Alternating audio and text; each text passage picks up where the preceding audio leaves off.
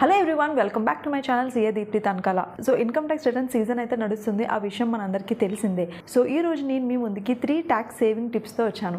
అది ఏంటి అంటే, ఇఫ్ ఇన్ కేస్ మీరు కానీ ఏదైనా ప్రివెంటివ్ హెల్త్ చెకప్ చేసుకున్నట్టయితే అప్పుడు అప్ టు 5,000 వరకు మీరు ప్రివెంటివ్ హెల్త్ చెకప్లో సెక్షన్ 80D కింద డిడక్షన్ అయితే క్లెయిమ్ చేసుకోవచ్చు. ఆర్ ఎల్స్ మీ పేరెంట్స్ ఎవరైనా సీనియర్ సిటిజన్స్ అయి ఉండి వాళ్ళ మీద మీరు కానీ ఏమైనా మెడికల్ ఎక్స్పెన్సెస్ ఇంకర్ అయ్యి ఉంటే దెన్ అప్ టు 50,000 వరకు మీరు సెక్షన్ 80Dలో డిడక్షన్ అయితే క్లెయిమ్ చేసుకోవచ్చు.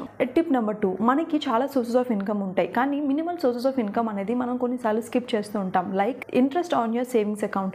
ఎస్, మనకి సేవింగ్స్ అకౌంట్లో ఉన్న ఇంట్రెస్ట్ అమౌంట్ని మనం డిడక్షన్ కింద క్లెయిమ్ చేసుకోవచ్చు. And that is up to 10,000 under section 80TTA. If in case మీరు సీనియర్ సిటిజన్స్ అయితే సెక్షన్ 80TTB కింద అప్ టు 50,000 వరకు మీరు ఇంట్రెస్ట్ అనేది డిడక్షన్ కింద క్లెయిమ్ చేసుకోవచ్చు.